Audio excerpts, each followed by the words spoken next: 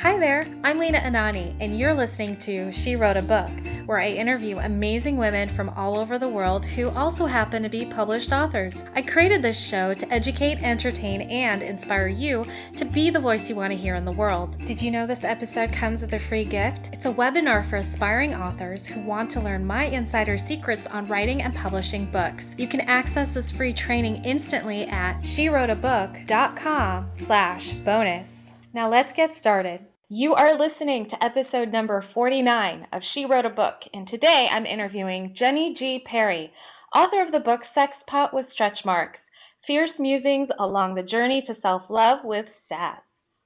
Sexpot with Stretch Marks asks us to redefine beauty and passing judgment on other women with empowering words that push the boundaries of how we see our bodies, flaws, and all. It's a feel-good, make-you-think totally differently type of book. Jenny is a #1 best-selling author, Mojo expert, life coach, and married mother of 5, ages 18 to almost 2. As a social media butterfly, selfie queen with an all-chicks rock vibe, her mission and her message aims for all the females to finally love themselves. Again, her book is called Sexpot with Stretch Marks, Fierce Musings Along the Journey to Self-Love with Sass. You can find the link to purchase her book in our show notes for this episode at SheWroteABook.com/49. Jenny, it's such a pleasure to have you as a guest today. I'm so excited to talk to you about your book. First of all, I want to know, what inspired you to write and publish this book? Well, first of all, let me talk about the title, because I wound up, in my own personal journey to, find who I was in my 30s. I came up with I was like, I'm the silly, sassy, spiritual sexpot. I was like, just playing around with the funness of, a lot of women, when they become mothers, they kind of feel like it has to be like a certain image. And even just women in general, it's like, remember when you were in high school and like one day you felt like you could be preppy, and then one day you were like, I'm going to try this like hippie vibe. But as adults, like we kind of feel like we can't really change once we choose something. And we kind of want people to know one side of us. And I'm like, no, you don't have to define yourself as any one thing.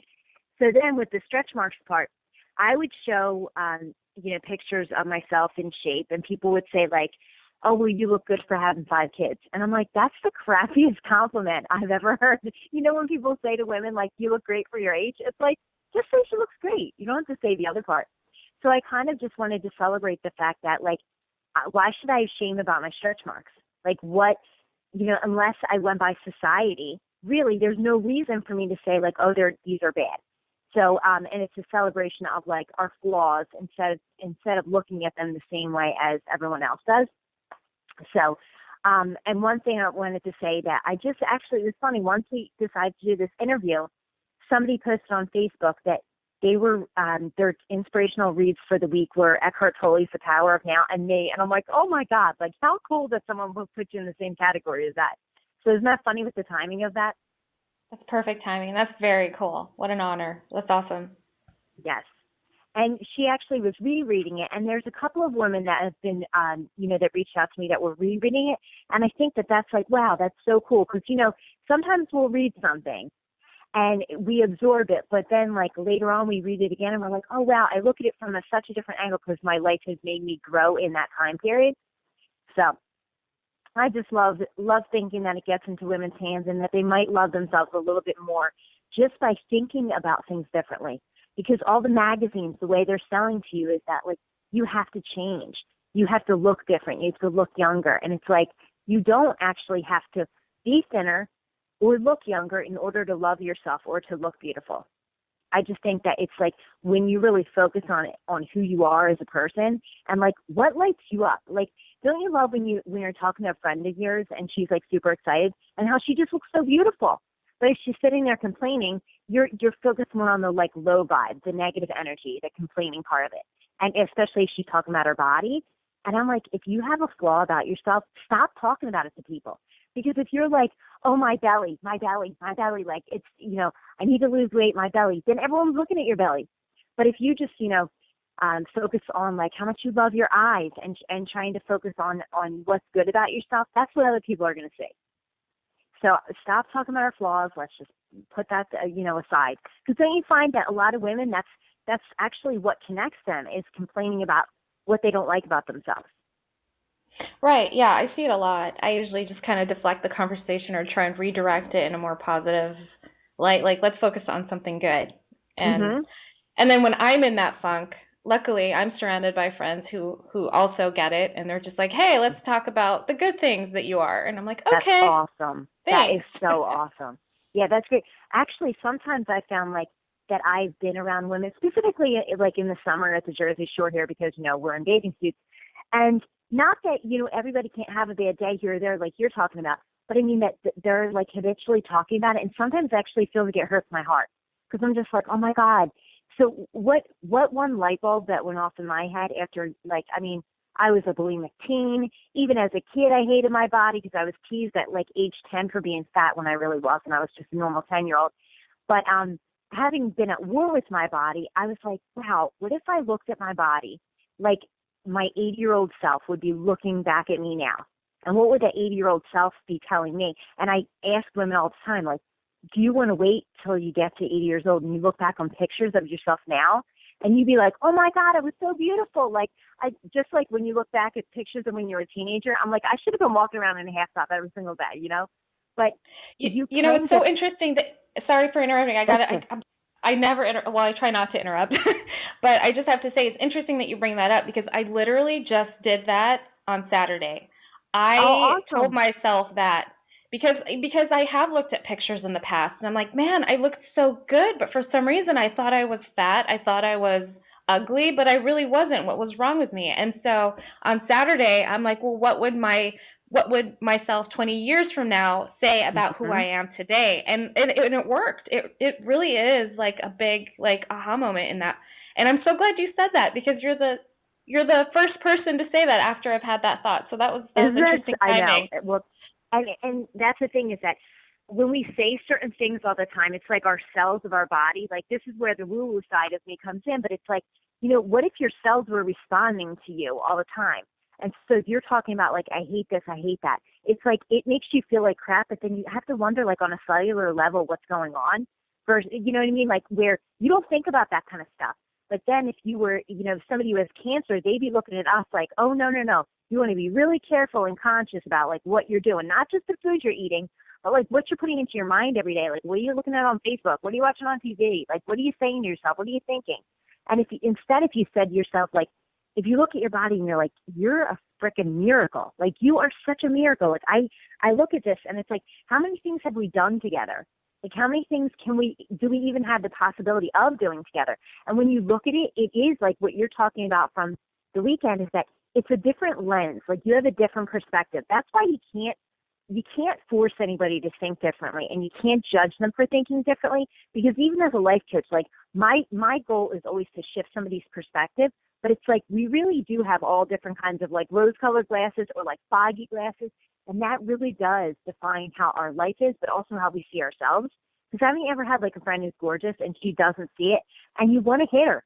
Like you literally want to just be like, I wish you could see how beautiful you are. And it's one of those things where you can never, like, whether it's with you or with someone else, you can never have the outside make up for the lack within. It's literally impossible. I remember, like, when I was unhappy in my 20s, like, just wanting, like, more attention or more money or, like, more sense of accomplishment or whatever, like, that was going to be outside, more validation. And it was never going to make up for the fact that I didn't love myself. I had to do all that work. And then once I started to do that work, I was like amazed at how much other people responded to me, and I cared less what they thought, but I kind of got more approval. It's funny. Isn't that funny how it works like that? Because you don't need it. Right. Right. How And old that, were you when you started on that journey? When you started waking up to this? well, what my big wake up call started when I was 26. I had two kids, and I was overweight. I'm 5 foot. I weighed 172 pounds, and it was just like, I was going into the plus section, like, size 14, 16. And I was like, I decided to play this role of a mom. Like, I don't know what the heck I was thinking. And I looked in the mirror. I was like, I don't know where I went. Like, I was so trying to be this legit mom because I was young, because I was 26. And I had a 6-year-old and 2-year-old at the time. So then I decided I was going to lose weight, and I lost weight. And at 27, I lost 50 pounds in 6 months. And so I was like, I got all this attention, then it wound up being 60 pounds. And I realized that after like the calm settles down from when you lose weight, then like I realized like the armor had fallen off with all of that weight I used for protection. And I realized I hated myself. I really didn't like myself as a person. And I was aware of like all this negative self-talk, and I would like drink too much wine, and I was like miserable, and I was angry, and I'm like, oh my God, it's just like I tell people all the time, you think it's the money or the job or the guy or whatever's going to make you happy. It's not. It's never going to be that thing. It's going to be such a letdown. And that's what I experienced. And so I was like, okay, I need to change my life because I'm miserable. And so like sliding into like my 30s is when I really like, I was like, okay, let me read as much Wayne Dyer as I can. Let me read as much, Law of Attraction as I can. And I tried it out for a few years, but then I would say that I was still trying to play the game of fitting in and the approval from others, and very much like, okay, I like myself, but I need to stay within this certain kind of like comfort zone for other people and for myself. So in my early 30s, I wrote a novel, and in writing the novel, that actually made me realize that I love to write. And what I tell people is that if you have passion that's untapped and you don't have some creative outlet that's going on, it can manifest as like major anger within, because you have this like life force that you're not expressing. So for me, once I learned that I loved writing and I loved that expression, I was like, oh my goodness, like this is what I've been looking for my whole life. So that led to me writing, inspirational things, which is what I did as a compilation of Sexpot with stretch marks, is all of my writings that I put. There's more of it, but it was like, I kind of like, I taught and learned at the same time. Did you ever notice that where like when you teach somebody about something, it's like you relearn it yourself, you look at it from different angles? Absolutely. So that really started my journey. And I actually had my fourth child at that point, and I had maybe like 15 to 20 pounds more on me then than I do now. And I was like, with the background of the eating disorder, I was like, I want to get in shape. I want to feel more fit. Okay. But I was like, if I do it the traditional way with diet and exercise, I'm going to go in and like, I don't know why this analogy just works in my head, but like double dutch, how you have to like jump in at the right time. I felt like if I went in with the wrong thinking, I was just going to get all screwed up. So I was like, I'm going to actually make sure that I love myself to the super like uber max. And then I'm going to do the inspired action, like with food and exercise. So I started like really just celebrating, like I love myself, and like, reading as much as I could to just generate that energy and like let myself blog. And at first I blogged like under a site, like not under my name. Like I would like kind of put it on Facebook, but like, I don't want to be judged. Like, don't judge my writing. You're going to think I'm weird. And then after I got like more strong and I built up like that self-love muscles, I was like, put my name on everything. I was like, yep, boom, I'm here, So my first Facebook page was called Peace, Love, Joy, Sparkle, because I was afraid to be bold enough to put my name out there. And then, in my self-love journey, I wound up losing the weight, but I was like, I redefined the whole way for myself, where it was like, no good or bad foods, and don't do any exercise that feels bad. Because I was like, why am I going to like run because everyone else is running when I don't want to run? I want to do something else. It's because, I had to choose what was right for me. Don't you find that a lot of women do that? They'll be like, oh, I'm going to do this thing that everyone else is doing, even though I don't like it. And you're like, why do you do that? You find out what works for you, and then it's going to be so much more enjoyable. So that was what kind of really, that major awakening a few years ago just kind of led me on this whole different trajectory of, putting myself out there and being very bold and unapologetic about loving myself. And so in the Kindle version of my book, I have pictures because I'm like the selfie queen. And at first, like people were like, I don't get this. Or like, have you ever heard people judge other people's selfies? And I'm always like, why do you care if someone's happy and they're taking a picture? To me, when people put selfies up, I am in love with them because I'm like, oh, it makes me want to cry that they're like feeling that good. I don't care what they look like, because if I don't see the beauty in them, that's my problem. That's my flaw. That's not theirs. Because I think there's something beautiful that you can find in everybody. Like when you look at a woman's picture, you can find like her eyes or her hair. I don't know. Do you like to take selfies? Me? Yes. I'd be lying if I said no. I think it's fun. It's Yeah. like my sport, I find. And like, if I play around with a different look or different makeup, to me, people who look at it from the perspective of that it's the person's too much into themselves, I gave up the word selfish where I was like, that word selfish, I don't know about you, but when I was a kid, like when someone would say you're selfish, it was like, oh my God, that's the worst thing ever. And I'm like, I'm just letting go of that word because you know what? Everybody's kind of doing the best that they can. I mean, I can look at my own 5 kids and everyone's kind of like in it for themselves a lot of the time. But the idea of being self-full, like you're so full of yourself that then your cup is running over and then you have more to give others.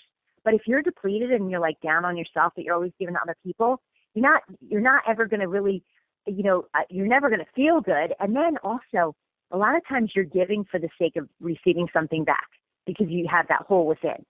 So to me, celebrating myself and, the fact that I feel beautiful and also celebrating that I think all women are beautiful is the new conversation that I want to have.